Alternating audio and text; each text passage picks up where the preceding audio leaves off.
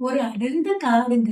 அந்த காட்டுல ஒரு மன்னர் வேட்டைக்கு போயிட்டு இளைப்பாறி ஒரு மரத்துக்கு அடியில படுத்து தூங்கிட்டு இருந்தார்.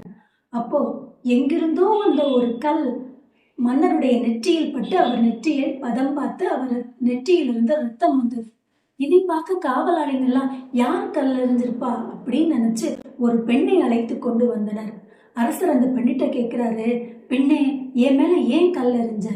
அதற்கு அந்த பெண் சொல்றா, அரசே, நான் இந்த காட்டுல சுழிகளை பொறுக்கி எனது குடும்பத்தை நான் கவனித்து வருகிறேன், பார்த்து வருகிறேன். எனக்கு 3 பிள்ளைங்க இருக்காங்க. நான் இந்த வழியா போகும்போது இந்த மரத்துல ஒரு பழத்தை பார்த்தேன்.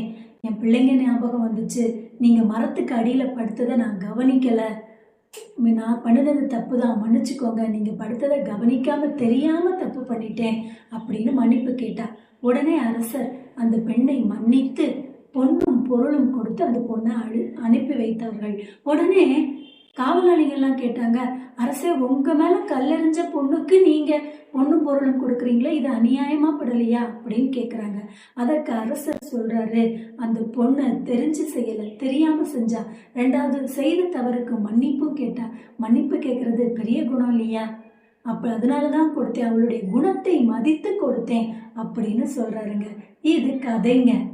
ஆமாங்க, மன்னிப்பு கேட்பதும் மன்னிப்பு கொடுப்பதும் சிறந்த குணாதிசயங்கள். மன்னிப்பு கேட்பவன் மனுஷங்க, மன்னிப்பு கொடுப்பவன் பெரிய மனுஷங்க.